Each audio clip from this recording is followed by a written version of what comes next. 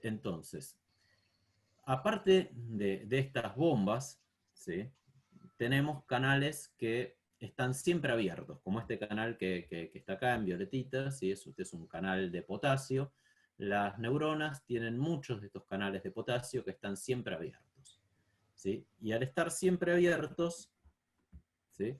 Lo que hacen es dejar pasar el potasio que salga constantemente, ¿sí? Entonces el potasio siempre está saliendo hacia afuera. ¿Sí? ¿Hasta ahí me siguen? Sí. Sí. Bueno, ¿y qué cosas? Yo acá les digo que las neuronas tienen muchísimos estos canales de potasio. ¿Sí? ¿Qué es la primera pregunta que se les viene a la cabeza? Mirando un poquitito esto y por otro lado esta fuga de potasio que tenemos. ¿Y qué desencadena, digamos, esa liberación de potasio a las bombas de sodio y potasio?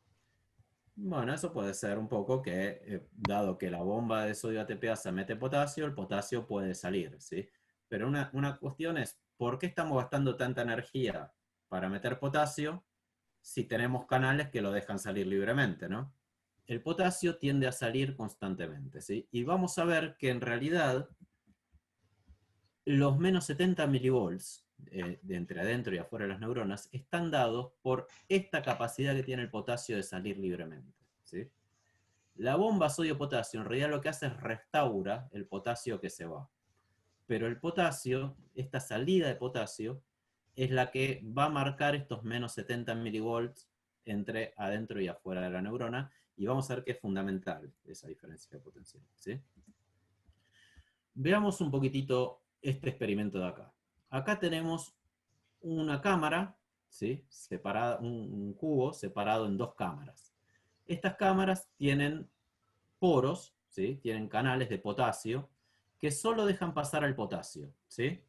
Esto tenemos una membrana semipermeable que solo deja pasar potasio a un lado y otro de esta cubeta, ¿sí? Nosotros ponemos en el compartimento 1 una concentración de 1 milimolar de cloruro de potasio, en el compartimento 2 1 milimolar de cloruro de potasio. Ponemos un voltímetro a ambos lados de la cubeta, ambas cámaras, y vemos que no hay ninguna diferencia de voltaje y que el flujo neto de potasio es cero. O sea, si yo me paro y saco una foto acá y saco una foto acá, no veo cambios en la concentración de potasio. Pero lo que está pasando es que tenemos un equilibrio donde cuando pasa, digamos, un ion potasio para este lado, un ion potasio vuelve a pasar para este otro lado, ¿sí? Está en un equilibrio electroquímico. Bien. Ahora, si yo en el compartimento 1 pongo 10 milimolar de cloruro de potasio y en el compartimento 2 1 milimolar de cloruro de potasio, 10 veces menos, y solamente dejo pasar potasio, uno tendería a pensar que llega a un equilibrio de potasio, ¿sí? Más o menos 5,5 milimolar de potasio pensaríamos, ¿sí? Sin embargo, no es lo que sucede. ¿Por qué pasa? Porque cuando pasa un ion potasio para este lado, por un lado el potasio tiende a ir a favor de su gradiente químico, ¿sí?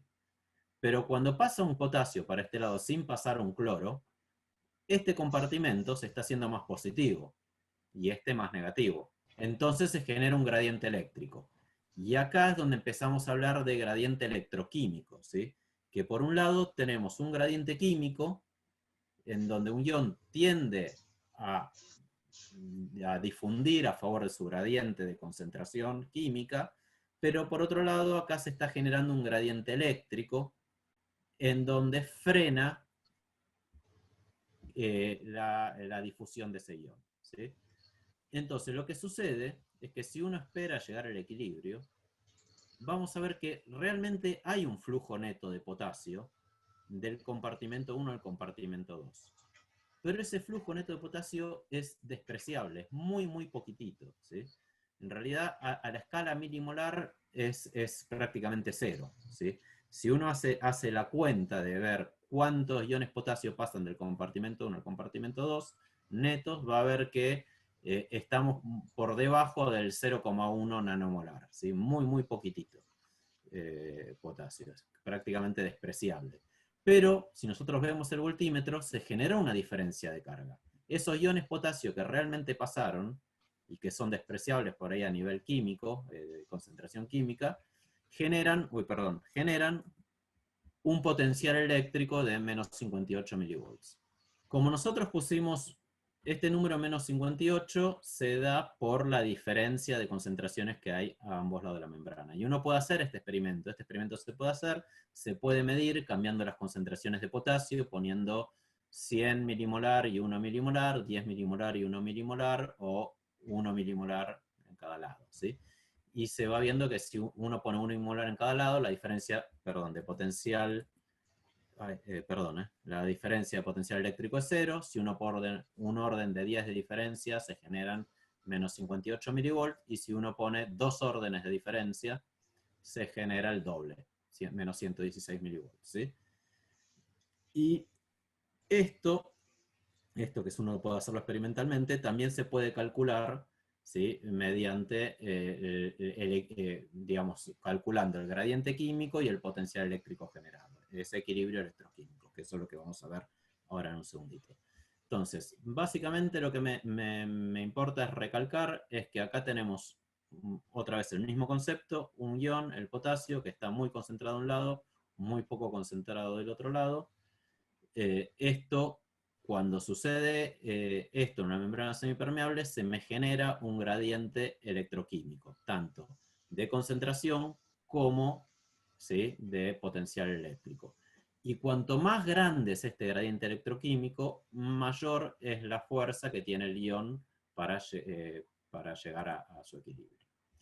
Entonces, yo les decía que en este experimento que vimos hace un ratito, tenemos por un lado el gradiente químico y por otro lado el gradiente eléctrico, ¿sí? La diferencia de potencial eléctrico, ¿sí?, va a estar dado por la constante de Faraday multiplicada por la valencia del ion y por la diferencia de potencial eléctrico a ambos lados, ¿sí? El potencial eléctrico del ion en el compartimento 1 y el potencial eléctrico del ion en el compartimento 2.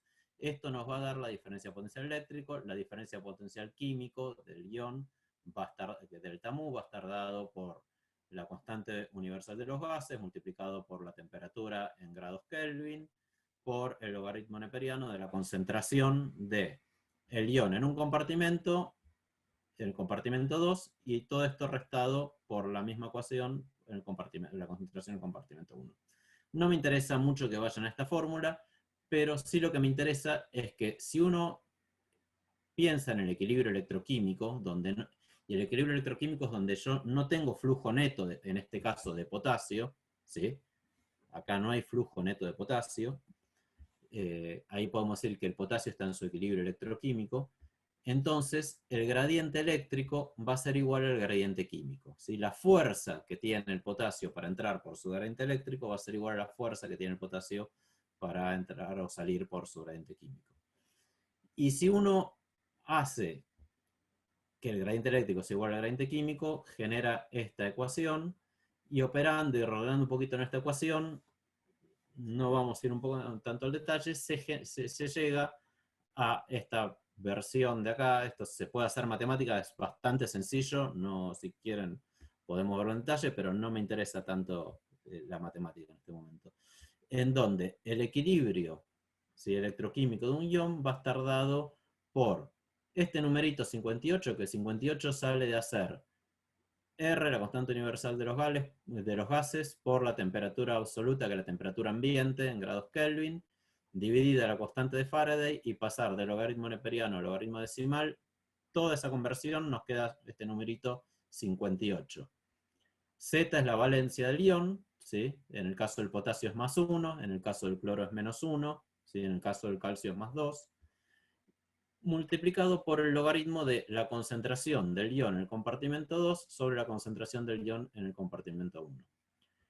Como en el experimento anterior, ¿sí?, de la camarita, teníamos una diferencia entre 1 milimolar y 10 milimolar, si uno en esta ecuación pone esos mismos valores, esa concentración, compartimento 2, 1 milimolar, compartimento 1, 10 milimolar, hace el logaritmo, esto es menos 1, entonces queda menos 58 milivolts, que era lo que nos marcaba el voltímetro acá, ¿sí?, y lo que medíamos en nuestro experimento.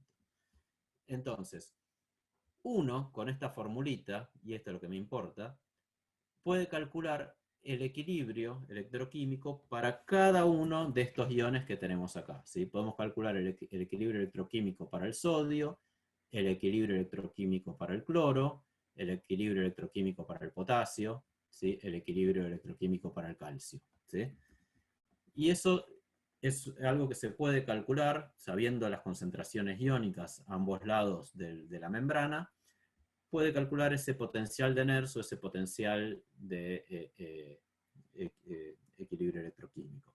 Y vemos que, por ejemplo, para el sodio, ¿sí? Si uno pone las diferencias de concentración a ambos lados de la membrana, nos da un valor de más o menos más 55 milivolts positivo.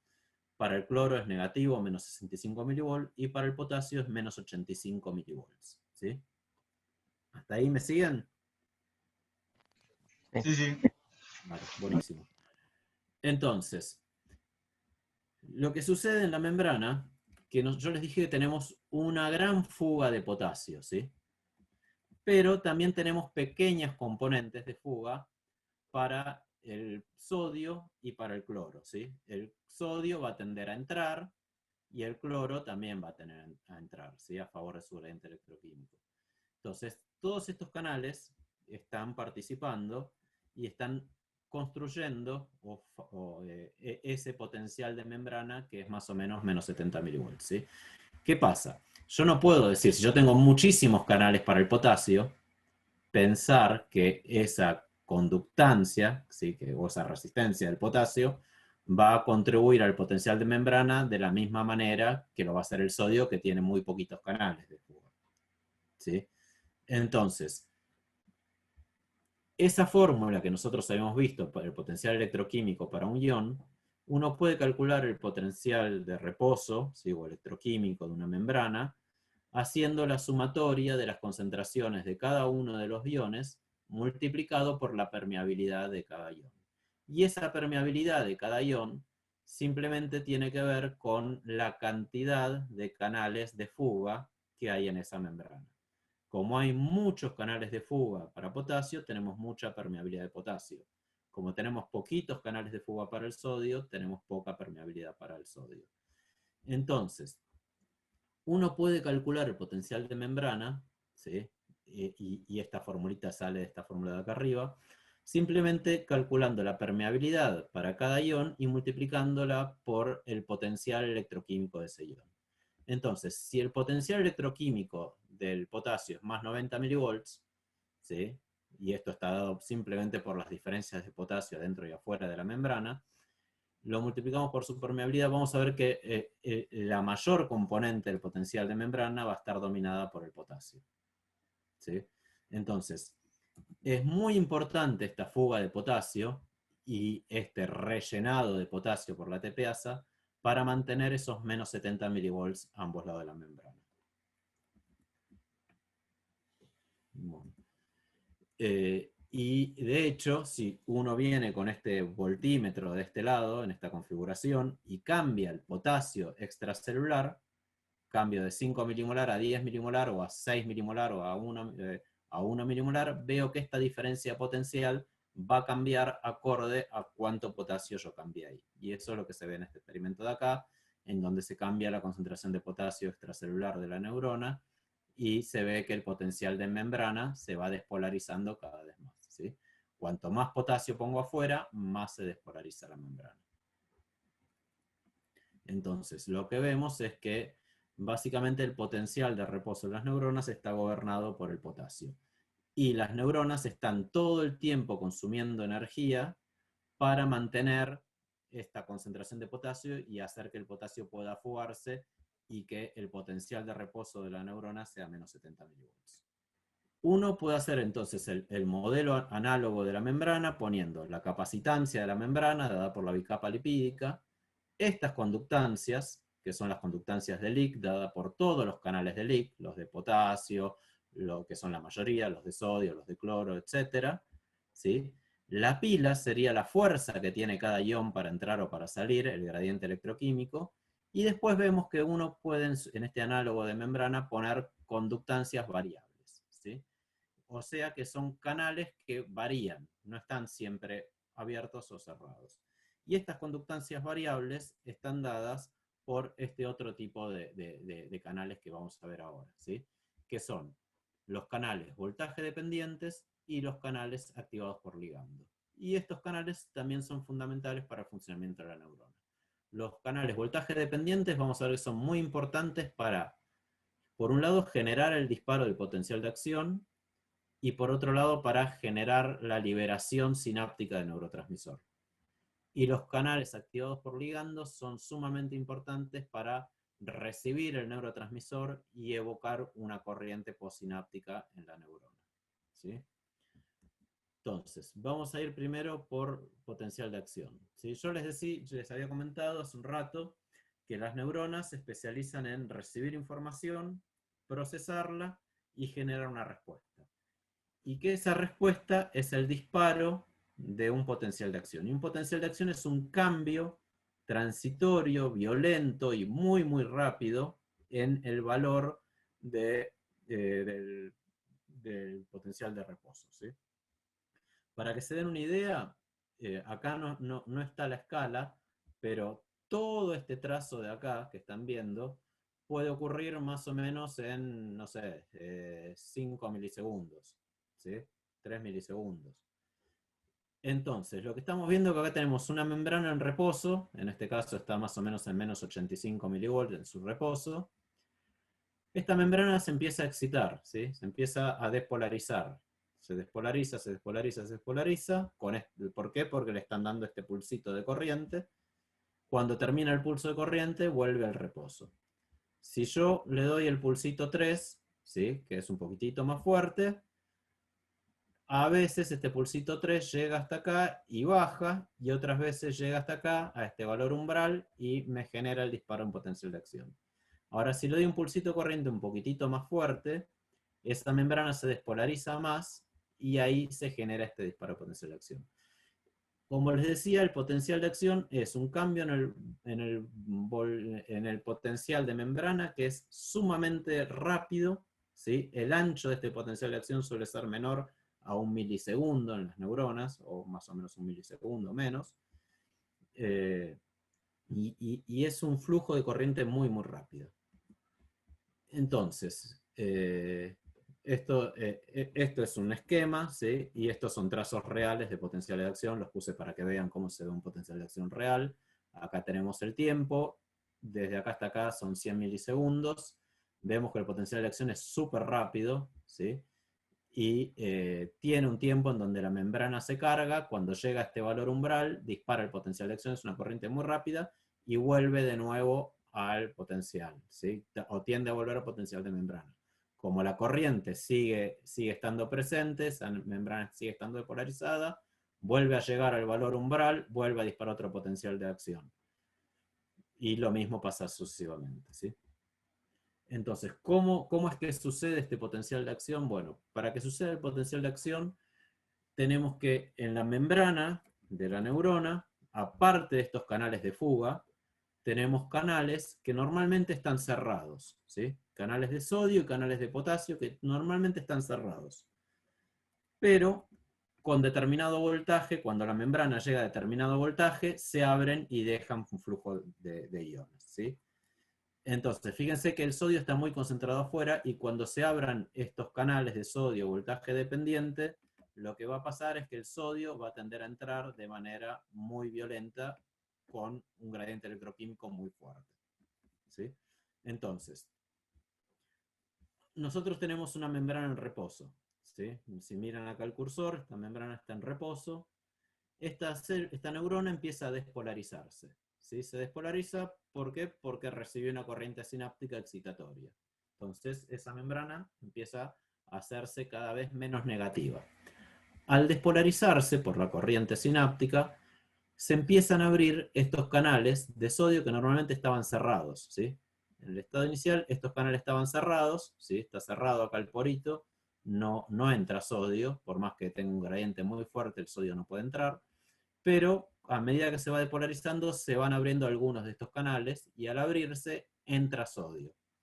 Al entrar sodio, ¿sí? La membrana se hace menos negativa. ¿Y por qué se hace menos negativa? A ver, yo les decía, cuando tengo muchos canales de potasio, la membrana tiende a estar cerca, ¿sí?, del potencial electroquímico del potasio. ¿Por qué? Porque la permeabilidad del potasio es muy grande, ¿sí? Ahora, si yo aumento repentinamente la permeabilidad del sodio, ¿a dónde va a tender a ir la membrana? Bien, al potencial electroquímico de reposo del sodio, ¿sí? Al potencial del sodio, que en este caso es más 55 milivolts. Entonces, cuando yo tengo todas las canillas de potasio abiertas, la membrana va a estar muy cerca del potencial de equilibrio del potasio. Cuando yo abro la canilla del sodio, la membrana va a tender a ir al potencial donde el sodio está en equilibrio electroquímico. Y ese valor donde el sodio está en equilibrio electroquímico es más 55 milivolts en este caso, ¿sí? Entonces, eso es lo que está pasando en este caso de acá. Cuando yo abro canales de sodio, el sodio entra con mucha violencia y ahora aumenta mucho la permeabilidad del sodio y esta membrana va a tener un componente que va a llevarla a querer ir al potencial electroquímico del sodio, ¿sí? Entonces, a medida que se va depolarizando cada vez más, se abren más canales de sodio y voltaje dependiente, por eso esto es una especie de retroalimentación positiva, y esta pendiente es muy, muy marcada, ¿sí? Es muy, muy rápida esta subida, ¿sí? Es como un fenómeno de espiga. Entonces, al entrar toda esa corriente de sodio, la membrana se despolariza, pasa a los 0 milivolts, ¿sí? Más o menos hasta los 20, 30 milivolts positivos, ¿sí? Una vez que llega a ese valor de 20-30 milivolts positivo, pasa dos cosas. Por un lado, los canales de sodio tienen una cinética que una vez que se abren, al rato se inactivan, ¿sí? Al pequeño rato. Entonces, se abrieron los canales de sodio, entró sodio, la membrana se despolarizó violentamente, y después los canales de sodio tienen esta otra compuerta de acá, fíjense, la de arriba era la que se abría para dejar entrar el voltaje dependiente, y la de abajo, esta compuerta de abajo, es la de inactivación. Este canal de sodio se inactiva al tiempo que se abrió, entonces ya deja de entrar sodio tan violentamente. Al mismo momento que se inactiva, o más o menos, ¿no?, al mismo momento que se inactiva este canal de sodio, se abren otros canales voltaje dependiente que son los de potasio. Entonces, sumada a todo el leak de potasio que tenía antes, ahora se me frena la entrada de sodio y se me abren nuevas conductancias de potasio que van a hacer que la canilla de potasio se abra más todavía y la membrana vuelva a tender a ir al equilibrio electroquímico del potasio, a esos menos 70 milivolts, ¿sí? Y es lo que sucede acá, ¿sí? Tenemos una bajada muy rápida, se abren los canales de potasio voltaje dependiente, se inactivaron los de sodio, baja muy rápido el potencial de membrana, ¿sí? Y se tiende a ir de nuevo al reposo, ¿sí? Lo que sucede es que esta bajada es tan violenta que se abren unos canales también que son voltaje dependiente de potasio, que hacen que baje un poquitito más aún el potencial, y esta se llama after hyperpolarization, sería hiperpolarización luego del potencial de acción, es fundamental para desinactivar, ayudar a desinactivar los canales de sodio voltaje dependientes. Entonces, después de todo este proceso, estamos de nuevo en la condición inicial y la neurona está esperando otra despolarización para disparar otro potencial de acción, ¿sí? Suena medio complicado, pero lo que me interesa de todo esto es que entiendan esa idea de abrir y cerrar canillas, ¿sí? Que cuando yo abro una canilla o sea, normalmente tengo abierta una canilla de potasio, el potencial de la membrana tiende a ser el potencial de reposo del potasio. Cuando abro la canilla de sodio, tengo que el potencial ese tiende a ir al potencial de equilibrio del sodio, y cuando cierro esa canilla y vuelvo a abrir más canilla de potasio, vuelvo a ir de nuevo al potencial de reposo del potasio. Estos canales de sodio voltaje dependientes no es que están distribuidos al azar en todos los segmentos de la neurona, sino que están más concentrados en dos regiones distintas. Acuérdense, esta es una neurona, tenemos las dendritas, ¿sí?, donde recibe información, y el axón, donde envía información. Las dendritas reciben información que son corrientes sinápticas despolarizantes o hiperpolarizantes. La suma de esos potenciales sinápticos se integra en el soma, y esa sumatoria de potencial es en donde este cuello de iniciación axonal, segmento de iniciación axonal, están concentrados estos canales de sodio voltaje dependientes. Entonces, y canales de potasio voltaje dependiente. Entonces, acá es donde se integra toda esta información, y si ese potencial, ¿sí?, de membrana llega al valor umbral donde se abren los canales de sodio, se genera el disparo del potencial de acción, ¿sí? También vemos que en los nodos, estos espacios entre vainas de mielina, también hay una concentración muy grande de canales de voltaje dependientes de sodio y potasio. Y ahora en un ratito vamos a ver qué función tienen esos, ¿sí?